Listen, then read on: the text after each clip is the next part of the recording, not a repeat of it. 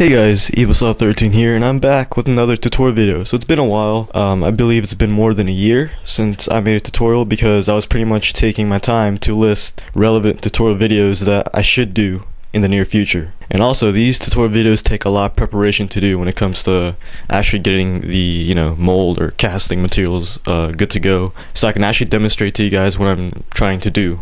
What I'm trying to teach you guys for that specific tutorial video. Alright, so in this tutorial video, I'm pretty much gonna show you guys how to make your masks a lot thicker using latex. This only applies for latex masks, obviously, and I will be using my new mask design this 2013 year, which is Overlord. So when it comes to tutorial videos, I just want to make tutorials on things that will aid any mask maker in a technical sense. An example of this would be different mold making methods, different casting techniques, pretty much stuff that are really broad and open but helpful. I've been getting a lot of requests on tutorials like how to sculpt wrinkles, paint wounds, etc. Those things are a bit too detailed to have its own tutorial video. Not to mention, any kind of detail work doesn't really need a tutorial because you can always learn detailing techniques on your own time using reference materials as well as experimenting on your own time. If you guys think about it, not all people want wounds and wrinkles and whatnot on their masks, so small and detailed tutorials like that are not really relevant to everyone, which is why I will not make a tutorial for them in the future. Alright, hope you guys understand. But anyways, I planned for 2013 to be my year to make as much tutorial videos as needed, since I spent most of 2012 planning future tutorial videos.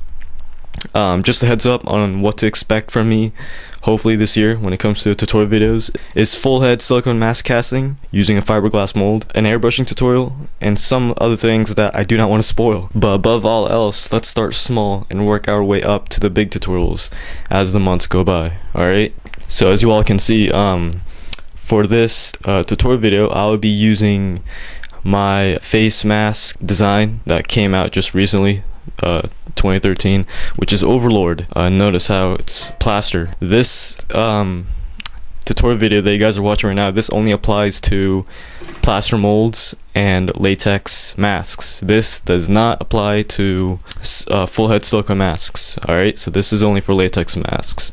So the first thing I want to talk about to start things off are the benefits of making your latex cast thicker.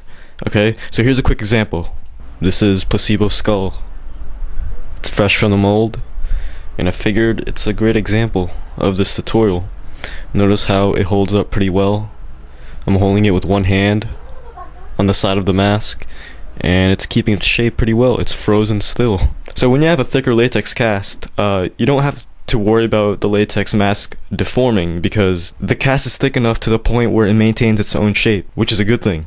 Another benefit is that by making your latex cast thick, you can pretty much do the movable jaw as seen on most of my latex face masks.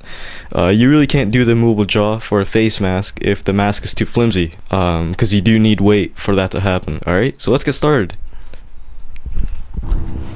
Alright, so keep in mind, ladies and gentlemen, I am not a professional at mask making, and I'm not trying to be. This tutorial is merely just a workflow that I personally do in my own work that I would like to share to you guys because it works for me personally.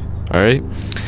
So hopefully this tutorial video will help you out in some way because I do design my tutorial videos so that they're open for experimentation. The most basic way to make a latex cast thick is obviously slush casting over and over again. If you guys don't know what slush casting is when you are pouring a decent amount of latex in your plaster mold and tilting it around until everything is coated in latex, and of course pouring back the excess latex back into the bucket. When you're doing this, keep in mind that you're pretty much adding a paper thin layer each time. This is a huge waste of time because even if you end up having the patience to slush cast 20-30 layers, I guarantee you the final cast will still be flimsy, which is, to me, my personal taste I don't like about latex masks. Okay, so a couple of years ago, I came up with a way to make your casts a bit thicker and thus decreasing the amount of time and work. I pretty much used hospital gauze and dabbed latex on it and applied this to the cast in the mold. This proven to be very useful, but over time I feel that it wasn't efficient, since you do have to do at least 5 layers of latex with gauze just to get the final cast to start to thicken up, which is a waste of time in my opinion. So just a couple of months ago, I accidentally figured out a way that will make my latex casts a lot thicker with more weight within just about 2 layers of this fabric. Can you believe it? 2 layers. This will save you a lot of time. So what happened was, I was making a plaster mold, and one of the pieces required for plaster mold making fell into my latex bucket while it was open. You know, what are the odds? This piece required for making a plaster mold is burlap. Yes, burlap. This is the fabric that will make your latex cast fairly thick with more weight in just about 2 layers of this soaked in latex. So if you guys are like me, this method will be vital if you have a lot of burlap like I do. There is a specific way how I do this method, and I will share it to you guys right now. So this is how I do it pretty much. Alright, so the materials that you will need is obviously your plaster mold, some pre-cut burlap pieces. Now when you guys are doing this, when you guys are cutting burlap pieces, be sure to be neat, okay? Try not to have a lot of loose threads, which I have right now. Latex, you guys can get this at monstermakers.com. A plastic spoon, this will be used to pretty much control the latex when it's in the mold. The flatter the spoon, the better. You guys can actually use a knife as well, plastic knife. Disposable gloves. I don't usually use disposable gloves for doing latex work. I use these heavy duty gloves because these protect my hand from not getting cut by plaster molds, okay? Because plaster molds are fairly edgy. I use these gloves to protect myself. But yeah, you pretty much need gloves so latex won't get onto your hands. An apron or a smock, this is pretty much to protect your clothes from getting latex on. Okay, so if you guys are like me, I love my clothes, okay? I would hate to splatter some latex onto them and them getting ruined forever. Okay, so please wear a smock or an apron. And last but not least, a respirator. Please don't be an idiot. Don't be a buffoon. Always use a respirator when you guys are dealing with chemicals like latex and whatnot. Okay? So yeah, wear a respirator when doing this. So the first thing you want to do is slush cast the first latex layer of the cast and let it dry. This layer is the most important layer because this is the layer that captures all the fine details of your mask. This layer will also serve as the foundation of the burlap layers, so make this initial layer perfect. So once the first latex slush layer is dried, you are now ready to apply the burlap layers. Now what is cool about this method is that you do not have to wait until the burlap layer is all dried up in order for you to add the next layer of burlap with latex. I recommend only doing 2 layers of burlap dabbed in latex to get a nice thickness. You can obviously do more layers than this to increase the weight and thickness of your latex cast. In this case, I'm only doing 1, okay? I'm only doing 1 because I don't want to add too much weight to Overlord, because Overlord was designed to be a big mask and I kind of don't want to have that much weight on this mask, but I do want thickness though. So I'm only going to add 1 layer of burlap and probably another layer on areas where I want it to be fairly solid, you know, like for example the snout, that area that runs along the forehead. I want that to be fairly thick. Now when applying the latex to the burlap, personally I place the strip of burlap in the latex bucket and apply minimal pressure to the burlap. This is so that the latex can grip onto the burlap itself. Once you are done applying pressure, pick up the burlap in one corner without draining the dripping latex and then place it onto the mold. Now, when applying the latex burlap, be smart about where you place it. Keep in mind the areas that you will end up cutting, such as, the nose holes, eye holes, and the mouth. Try not to apply the burlap in those areas because it does get really tough to cut them once the final dried cast has been taken out of the mold. Also, use your plastic spoon or knife to flatten the burlap so that no threads are sticking out. By applying pressure using a spoon or a knife, the burlap will also end up getting soaked by the latex underneath entirely, which is a good thing because you're trying to squeeze out the latex trapped underneath. And that's pretty much it. Just repeat this process depending on how many layers you want. And remember, I only recommend doing 2 layers of burlap for a fairly thick mask. All finished when it comes to the burlap latex layers. Notice how the snout and the eyes are burlap free, as you can tell. They're basically areas in which I'm gonna end up cutting and trimming, you know. So same concept, like I said a couple minutes ago or a couple seconds ago.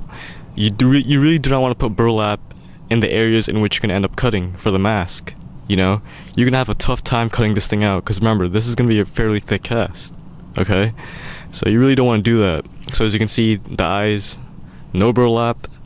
The mouth in which I'm gonna cut, also the mouth line in which I'm gonna cut. I mean, there's obviously burlap there, but it's enough for me to cut through. You know, it's not gonna be that thick. Also notice, keep in mind, I do rivet my masks, so I obviously did not put any burlap in the edges. You know, even though it may look like it. So I didn't put any burlap there. That's pretty much it for the areas in which I did not put burlap, because remember, I need to cut this fairly clean, and burlap is not going to help that. Okay, it's actually going to make things a lot tougher when cutting. The areas in which I did add extra burlap to is the forehead, you know, the forehead, so that it pretty much maintains its shape. Okay, so I added 2 layers of burlap on the forehead all the way to the end of the snout, pretty much, you know, that ridge, that fine ridge right there. Okay, so I added 2 extra burlap right there.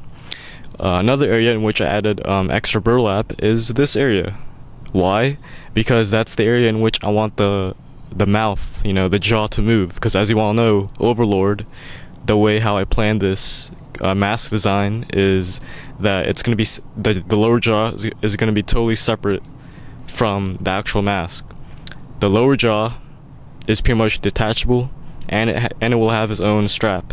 Okay, and in order for it to move successfully with your jaw, this part has to be fairly thick. Okay, if it's not thick, it would not move with your jaw. So this has to be fairly thick. So I actually added 4 layers of burlap right here, which is actually too much now that I think of it. But you know. But that'll be it for this. So hopefully you guys get a great idea on how to do the burlap layerings. Okay, and also one thing I want to add is notice how everything is pretty much smooth. Okay, nothing is popping out. Everything's all smooth. And I actually did not use my plastic spoon for that. I actually recommend using your own hands. Just be sure to wear gloves of some sort when doing this. Yeah, this will actually save you some comfort.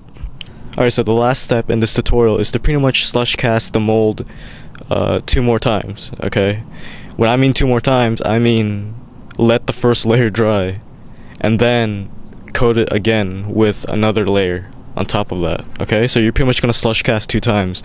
This is to ensure that the inner casting of the mask is really nice and smooth.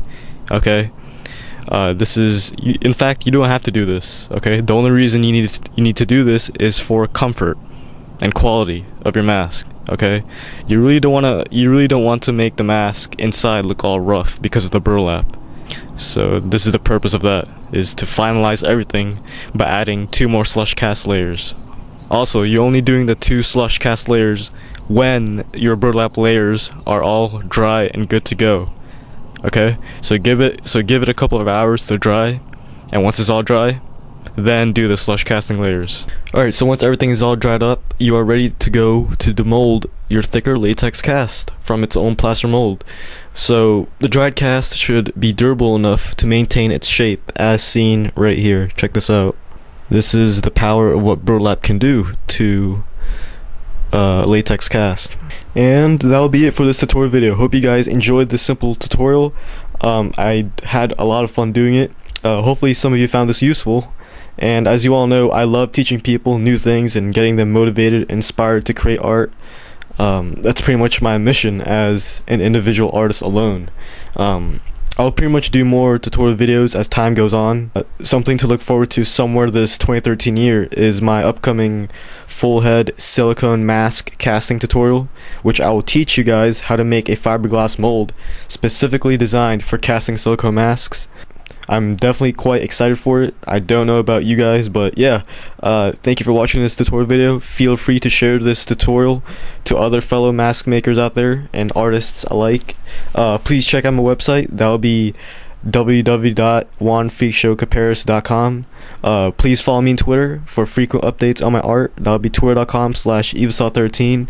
And please show your support by liking my fan page as well. That'll be facebook.com/juanfreakshowcaparis. And if you haven't already, please subscribe to my channel, like, comment, share this video. It will help me out a lot. Links for all of these will be in the description as usual. And thank you for watching. I will see you on the next video.